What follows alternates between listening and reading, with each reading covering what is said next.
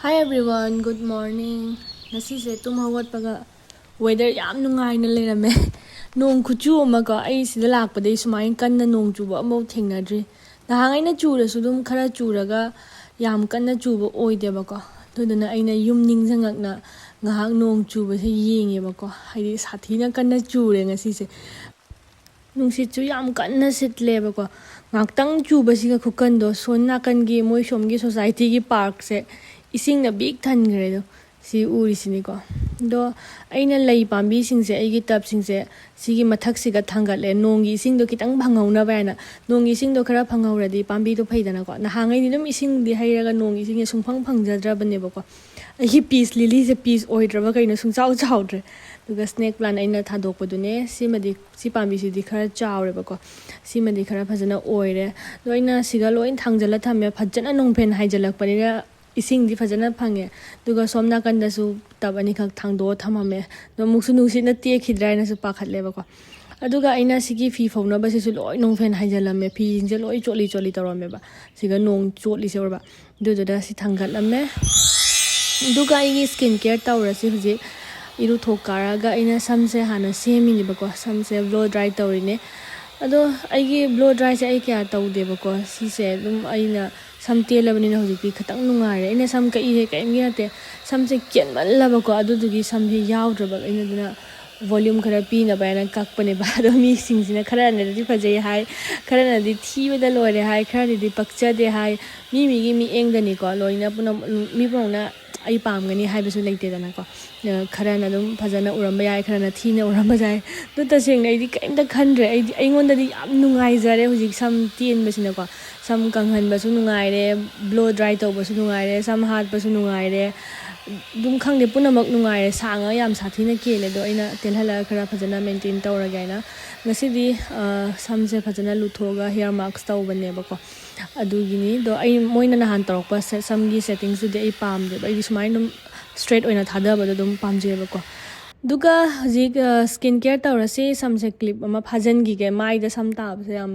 haina de ba hojik olang akpa matam da ne dum humang thorokpa matam napchan ba do duga skin care tawba da su nungai te dana ko dugi aina clip macha macha ani kak phajal le ba ko do ai se do skin care taw na wari khara sa se ba ko do aina ai se jum da haidi si room si ai tom ta leibani na ko ai gi husband di madi tum hogala ga dum office chakhare ma gi office ki timing da ma office chakhra matung da di dum itom ta ai su ai gi thabak sing do tawgada ba tawna le hewri ba ko ai gi thaba haibu ai gi di video namba video deliver tawba branda du ai chana ba thakna ba duga jum ama gi su chap chana honarak ba duni dana ko aduga adum kai hani wakhal nungai ramde hana di yamna ko itom ta leiraga yam lonely oirami do thabak na dum isa se dum busy leiradi ne nungai ta basu kaw bani awa basu kaw bani ko duga dum paisa su tan da ba ya de natra paisa gi mathak tani loi punamak do paisa leitradi mi je loi pangjan bani wa khang da basu mayam ta bani khang asu paisa leita bani na tawthok pangam da dugumba haidi akhoi gi taibong pan se paisa ai mathak ta loi leiram me ai sini ko to hojik na chawra ga dum akhoi se gyan tarak ba do haidi yum bu ba do khara haura bani na akhoi na hana di mama oina loi na dugi awa ba responsibility punamak puram bani na khoi ma ba oina aduna yam tasande ko haidi jathawoina jam deeply khalude ba ko to hojikti gyan tare in skin care taw na khara nga oja sa bani da do ai punamak tai ba loi khraga ina sunscreen se tai re ba ko ina tai khriduna serum ga moisturizer ga mamang dadi toner taw khre ko ina off camera da aduga sunscreen se tai ga da bani ba ko sunscreen si di ai adum thadok te ba ayuk oigera nungthin oigera adagagi mapan thokpa oigera imung da leiba oigera sunscreen sidi adum taiba ko sidadi imung da su sabani na ko do aigi Lakme gi sunscreen se adum sineba aduga lip balm su taira se chimban se khara dum dry oiba khopa haina de dana ko sigi lip balm se ham nungai na mini so dagi lairak ba dune ko handak ta taiba hogale yam sathina nungai dum smooth oiraga leba chimban se do si se color di thok te yamna du loiraga leaf oil si mutaira se leaf oil makti na te si se dum haidi lip balm gumani si su ko dum jam na moisturize oiraga leba jam long lasting oi si se rani gini yam nungai bani sin na ba dum yam su sin na ba yani ko dum lip gloss oina taira su dum yani lipstick ki mathak ta kitang dum taiba su dum yai ba ko to idi si se yam nungai je aduga sam nung hatoga ai se video ama khaka nam doini nga si se ꯑꯅꯤ ꯅꯝꯒꯗꯕꯅꯤ ꯑꯃꯈꯛꯀꯤ ꯍꯥꯟꯅ ready ꯇꯧꯔꯁꯦꯕꯀꯣ ꯑꯗꯣ ꯌꯦꯡꯉꯁꯦ ꯑꯗꯣ ꯃꯌꯥꯝ ꯑꯩꯅ ꯆꯥꯅꯕ ꯑꯃꯨꯛ ꯍꯧꯕ꯭ꯔꯒꯦ ꯍꯧꯖꯤꯛ ꯑꯌꯨꯛꯀꯤ ꯑꯍꯥꯟꯕ ꯈꯔ ꯆꯥꯔꯒ ꯉꯁꯤ ꯑꯗꯨꯒ ꯑꯁꯤꯒꯤ ꯚꯤꯗꯤꯑꯣ ꯑꯃ ꯑꯩꯅ ꯁꯦꯝꯃꯝꯕꯅꯦꯕꯀꯣ ꯏꯟꯁꯇꯥꯒ꯭ꯔꯥꯝꯗ ꯑꯅꯧꯕ ꯐꯨꯗꯀꯤ ꯆꯦꯅꯦꯜ ꯑꯃ ꯍꯥꯡꯉꯦ ꯑꯗꯨꯒ ꯀꯥꯔꯦꯟꯁꯨ ꯆꯠꯈꯤꯅ ꯌꯥꯝ ꯋꯥꯅ ꯚꯤꯗꯤꯑꯣꯗꯣ ꯁꯦꯝꯈ꯭ꯔꯦꯕꯀꯣ ꯁꯤ ꯄꯔꯥꯊꯥꯁꯦ ꯍꯧꯕꯒꯤ ꯁꯦꯝꯈꯤꯕꯅꯤ ꯑꯗꯣ ꯌꯨꯇ꯭ꯌꯨꯕꯀꯤꯗꯤ ꯅꯝꯍꯧꯗ꯭ꯔꯦ ꯑꯗꯣ ꯂꯆꯥ ꯄꯔꯥꯊꯥꯅꯤꯀꯣ ꯑꯩꯅ ꯍꯧꯔꯤꯁꯦ ꯁꯤꯁꯦ ꯑꯅꯤꯈꯛ ꯆꯥꯔꯅꯤ ꯁꯤꯒꯤ ꯑꯆꯥꯔꯁꯤꯒ ꯑꯗꯨꯝ ꯑꯇꯩꯗꯤ ꯀꯩꯝꯇ ꯇꯧꯗ꯭ꯔꯦ ꯃꯩꯁꯨ ꯆꯠꯈꯤꯅ ꯌꯥꯝ ꯋꯥꯅ ꯍꯣꯠꯅꯔꯨꯔꯦꯕ ꯑꯩꯅꯀꯣ ꯆꯥ ꯂꯣꯜꯂꯒ ꯑꯗꯨꯝ ꯊꯛꯑꯦ ꯃꯦꯝ ꯉꯁꯥꯏ ꯅꯣꯡ ꯀꯟꯅ ꯆꯨꯔꯝꯕꯗꯣ ꯍꯧꯖꯤꯛ ꯑꯃꯨꯛ ꯅꯣꯡ ꯍꯥꯡꯈ꯭ꯔꯦ ꯅꯨꯡꯁꯥ ꯁꯥꯗꯣꯛꯑꯦ ꯑꯗꯣ ꯑꯩ ꯉꯁꯥꯏ ꯐꯤ ꯐꯧꯅꯕ ꯑꯁꯤꯗ ꯄꯨꯁꯜꯂ ꯊꯝꯃꯝꯕꯗꯣ ꯑꯩꯅ ꯄꯨꯊꯣꯛꯑꯅꯤ ꯑꯗꯣ ꯑꯩ ꯍꯧꯖꯤꯛ ꯚꯤꯗꯤꯑꯣ ꯑꯃ ꯅꯝꯒꯦ ꯇꯧꯔꯝꯕꯅꯦꯕꯀꯣ ꯁꯤ ꯄꯣꯠꯁꯤꯒꯤ ꯅꯝꯗꯣꯏꯅꯦ ꯁꯝ ꯁꯥꯡꯉꯤꯉꯩꯗ ꯂꯥꯛꯄꯅꯦ ꯍꯧꯖꯤꯛ ꯁꯝ ꯇꯦꯜꯂꯒ ꯑꯣꯏꯅ ꯅꯝꯕ ꯇꯥꯔꯦ ꯑꯗꯣ ꯁꯝꯁꯦ ꯁꯦꯝꯗ꯭ꯔꯤꯀꯣ ꯃꯃꯥꯡꯁꯦ ꯁꯦꯝꯈꯤ ꯅꯨꯡꯁꯤꯠ ꯁꯤꯠꯂꯝꯃꯦ ꯐꯖꯅ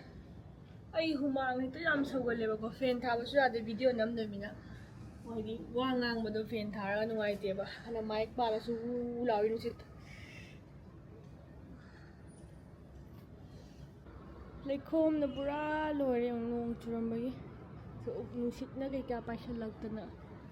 ꯂꯩꯁꯤꯡꯁꯤꯁꯨ ꯃꯊꯛꯇ ꯂꯣꯏ ꯊꯥꯡꯒꯠꯂꯝꯃꯕꯅꯤꯅꯦ ꯉꯁꯥꯏ ꯁꯤꯅ ꯑꯩꯒꯤ ꯚꯤꯗꯤꯑꯣ ꯅꯝꯕ ꯍꯧꯔꯦꯀꯣ ꯉꯁꯤ ꯄꯤꯊꯣꯛꯀꯗꯕꯅꯤ ꯑꯗꯨꯝ ꯑꯗꯨꯒꯤ ꯐꯤ ꯆꯦꯟꯖ ꯇꯧꯔꯒ ꯑꯃꯨꯛ ꯍꯥꯏꯗꯤ ꯁꯣꯂꯤꯠ ꯁꯦꯠꯂꯨ ꯍꯥꯏꯅ ꯐ꯭ꯂꯣꯔꯦꯜ ꯑꯣꯏꯕ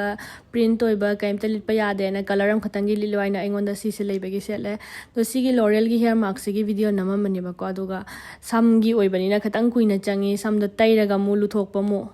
ꯃꯌꯥꯝ ꯑꯩ ꯃꯈꯥꯒꯤ ꯇꯦꯂꯔꯗ ꯆꯠꯀꯦ ꯍꯥꯏꯅ ꯁꯤꯗ ꯐꯤ ꯇꯥꯏꯕꯒꯤꯅꯤꯀꯣ ꯑꯁꯤꯁꯦ ꯑꯩꯒꯤ ꯐꯤ ꯐꯤꯠꯇꯤꯡ ꯇꯧꯔꯨꯒꯦ ꯍꯥꯏꯅ ꯌꯥꯝꯅ ꯑꯋꯣꯏꯕ ꯇꯦꯂꯔꯕꯨꯗꯤ ꯅꯠꯇꯦꯗ ꯑꯗꯨꯝ ꯍꯥꯏꯗꯤ ꯇꯨꯛ ꯇꯥꯛ ꯑꯗꯨꯝ ꯇꯧꯕ ꯌꯥꯅꯦꯕꯀꯣ ꯐꯤ ꯑꯐꯕꯒꯗꯤ ꯁꯦꯝꯍꯟꯕ ꯀꯤꯖꯩ ꯑꯗꯣ ꯍꯧꯖꯤꯛꯁꯦ ꯑꯩꯁꯤ ꯆꯠꯊꯨꯔꯅꯤ ꯉꯥꯏꯔꯒ ꯄꯨꯔꯛꯇꯣꯏꯅꯤ ꯍꯣꯔꯦꯟ ꯁꯟꯗꯥꯗ ꯑꯃꯨꯛ ꯀꯨꯝꯊꯕ ꯉꯝꯃꯔꯣꯏ ꯍꯧꯖꯤꯛꯁꯦ ꯅꯨꯡꯊꯤꯟꯅꯤ ꯅꯨꯡꯁꯥꯁꯨ ꯁꯥꯔꯦꯕꯀꯣ ꯉꯁꯥꯏ ꯍꯧꯖꯤꯛꯇ ꯑꯩ ꯚꯤꯗꯤꯑꯣ ꯑꯃ ꯅꯝꯅ ꯂꯣꯏꯔꯝꯃꯦ ꯑꯅꯤ ꯅꯝꯒꯗꯕꯅꯤ ꯑꯃꯗꯤ ꯍꯣꯔꯦꯟ ꯅꯨꯡꯗꯥꯡꯗ ꯅꯝꯃꯁꯨ ꯌꯥꯏꯑꯕꯀꯣ ꯑꯃꯗꯤ ꯈꯤꯇꯪ ꯉꯥꯜꯂꯤꯉꯩꯗ ꯅꯝꯍꯧꯗ꯭ꯔꯗꯤ ꯐꯖꯔꯣꯏ ꯍꯥꯏꯅ ꯅꯝꯍꯧꯕꯅꯦ ꯑꯩꯅ ꯁꯤꯗ ꯀ꯭ꯂꯤꯞ ꯑꯃ ꯐꯥꯖꯤꯜꯂꯤꯁꯤꯅ ꯀꯩꯅꯣ ꯇꯧꯔꯤꯕ ꯁꯝꯗꯣ ꯃꯃꯥꯡꯗ ꯇꯥꯔꯒ ꯑꯣꯂꯥꯡꯕꯅ ꯂꯣꯏ ꯍꯥꯏꯗꯤ ꯃꯆꯤꯟꯅ ꯅꯞꯁꯜꯂꯤꯕ ꯉꯁꯥꯏꯒꯤ ꯒ꯭ꯂꯣꯁ ꯇꯩꯈꯤꯕꯗꯣ ꯒ꯭ꯂꯣꯁ ꯅꯠꯇꯦꯅꯦ ꯂꯤꯞ ꯑꯣꯏꯜ ꯇꯩꯈꯤꯕꯗꯨꯅ ꯑꯗꯨꯗꯨꯒꯤꯅꯤ ꯑꯗꯣ ꯃꯈꯥꯗ ꯆꯠꯂꯨꯁꯤ ꯂꯥꯛꯑꯣ ꯄꯨꯔꯦ ꯆꯥꯕꯤꯁꯨ ꯄꯨꯔꯒꯦ ꯑꯗꯨꯒ ꯑꯩ ꯆꯄꯜꯁꯨ ꯆꯥꯝꯊꯣꯛꯇꯣꯏꯅꯤ ꯉꯁꯤ ꯈꯣꯡꯎꯞ ꯁꯨꯗꯣꯏꯅꯦ ꯈꯣꯡꯎꯞ ꯅꯠꯇꯦ ꯁ꯭ꯂꯤꯄꯔ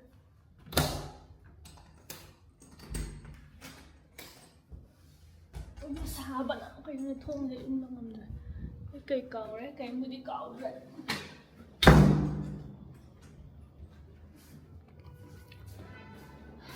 ꯁꯤꯁꯨ ꯀꯥꯏ ꯂꯩꯒꯦ 13ꯗ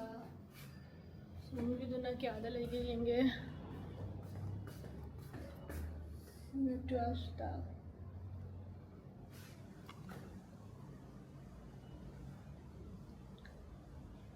ꯂꯤꯐ ꯉꯥꯏꯔꯤ ꯁꯤꯒ ꯃꯤꯗ ꯆꯪꯉꯨꯅ ꯁꯨꯝ ꯂꯦꯞꯄꯒ ꯂꯩꯈ꯭ꯔꯦ ꯑꯣ ꯁꯤ ꯌꯧꯔꯦ ꯑꯩꯈꯣꯏ ꯁꯣꯁꯥꯏꯇꯤꯒꯤ ꯒꯦꯠꯅꯤꯀꯣ ꯁꯤꯒ ꯁꯤꯗꯩ ꯊꯣꯛꯇꯣꯏꯅꯦ ꯒꯦꯠ 3ꯅꯤꯀꯣ ꯁꯤꯅ ꯑꯃ ꯁꯣꯝꯗ ꯀꯟꯅ ꯁꯦꯝꯃꯤ ꯁꯤꯒ ꯁꯤ ꯀꯣꯝꯄ꯭ꯂꯦꯛꯁ ꯉꯥꯛꯇꯅꯤ ꯁꯤꯗ ꯆꯪꯉꯤꯅꯤꯀꯣ ꯑꯩꯈꯣꯏ ꯁꯣꯁꯥꯏꯇꯤꯁꯦ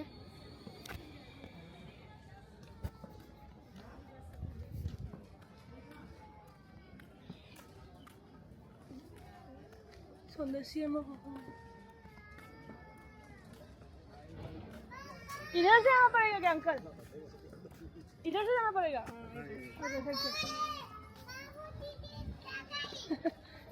कन्ना लंबी सेमियब दुगी फोंदे लंबी से डायरेक्ट ओइबा सी गेट हाइरे कन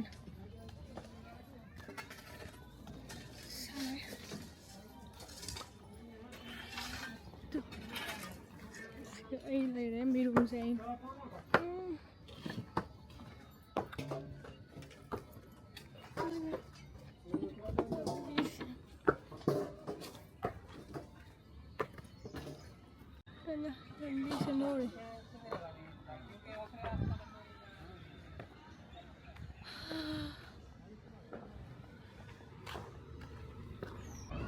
Sige chattoyne mathakta oimar. Kadom de kari khande.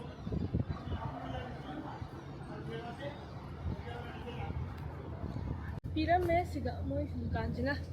mathakta leiko. Kana bunwai. Ya. Si maningisna akoina leiba. Si maningisna te some side ki. Kanam chanaba leigiko. Ai chakla me amna lunch ti thongre. Masai tan chabaduni. Taya tadri ngangai na ngangise. Ade.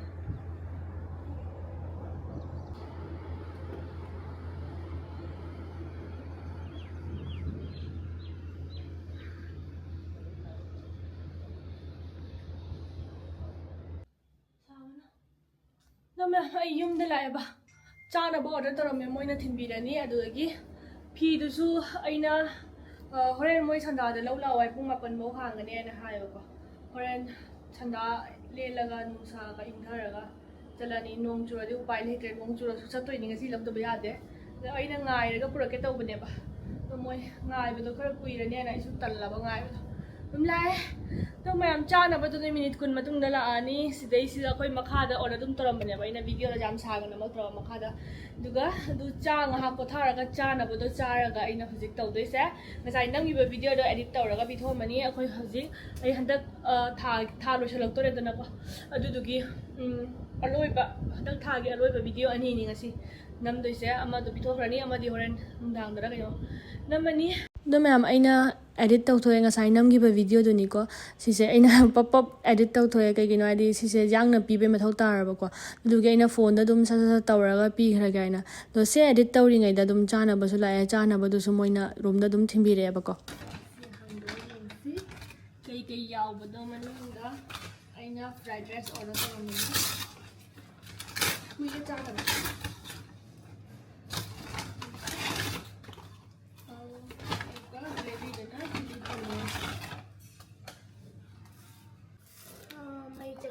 may chakri ngayon sai sana ikit loi changam di haija batun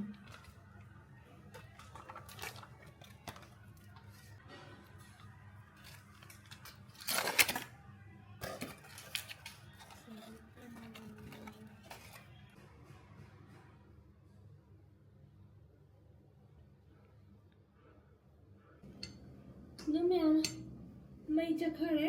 minute 35 may chakhini haiba ko ado si chathoni ai huji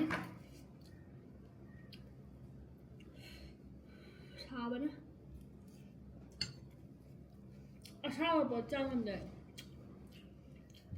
mayaro yamna sensitive oiba dugi asaba cha chik chik lawde jam aing ba ko su thapangam de si pura sensitive oina lo 피지네 이문다 보러서 로이나 강비 강도래 사바도 남만인도나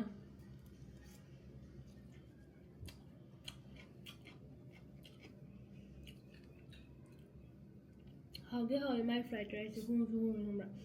오빠 짬랑 해더니 누가 yumdasa dum thile minute kungi manungda dum thebire nungai dugide ai kamera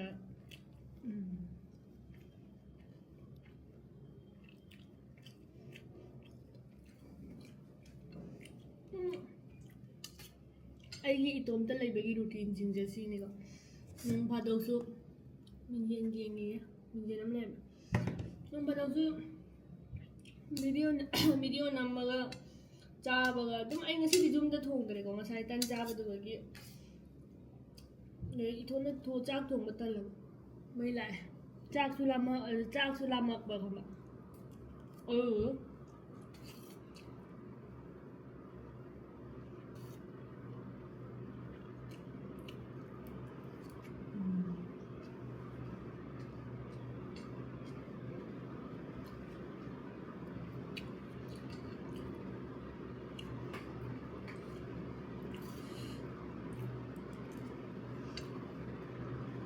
nhưng mà em thật sự nó cha gì đó cha rồi con thằng nào sẽ ai cha cha là video ngầm bên ngoài trời cha ngầm trời đấy ꯑꯗꯣ ꯑꯩ ꯆꯥꯕ ꯂꯣꯏꯔꯦ ꯃꯤꯟꯇ꯭ꯔꯥꯗꯒꯤ ꯄꯣꯠ ꯆꯩ ꯃꯌꯥꯝ ꯑꯃ ꯂꯥꯛꯅ ꯂꯩꯔꯦꯀꯣ ꯁꯤꯁꯦ ꯍꯣꯜꯃꯛꯇꯤ ꯇꯧꯔꯛꯑꯔꯣꯏ ꯀꯩꯒꯤꯅꯣ ꯍꯥꯏꯗꯤ ꯑꯩꯅ ꯍꯥꯏꯕꯗꯨꯅꯤ ꯑꯩꯈꯣꯏ ꯀꯣꯏꯕ ꯆꯠꯄꯗ ꯁꯦꯠꯅꯕꯒꯤ ꯂꯧꯕ ꯉꯥꯛꯇꯅꯦ ꯁꯤꯃꯗꯤ ꯌꯦꯡꯍꯜꯂꯒꯦꯀꯣ ꯁꯤꯗꯤ ꯑꯩꯒꯤ ꯕꯨꯠꯁ ꯑꯃ ꯂꯧꯕꯅꯤꯀꯣ ꯑꯩꯅ ꯀꯌꯥꯝ ꯋꯥꯡꯈ꯭ꯔꯅꯣ ꯈꯔ ꯋꯥꯡꯗ꯭ꯔꯗꯤ ꯑꯩꯈꯣꯏ ꯃꯤ ꯅꯦꯝꯕꯅꯤꯅ ꯐꯤ ꯁꯦꯠꯄꯗ ꯐꯖꯗꯦꯕ ꯁꯤꯒꯤ ꯕꯨꯠꯁ ꯑꯃ ꯂꯧꯔꯦ ꯁꯤ ꯀꯣꯏꯕꯗ ꯇꯣꯡꯗꯣꯏꯅꯦ Sisi khangop ne Hiron taron khara laire Sidi koi bada set la kanda oina udlage sidi hole tauraroi ai ki sponsor gi natabana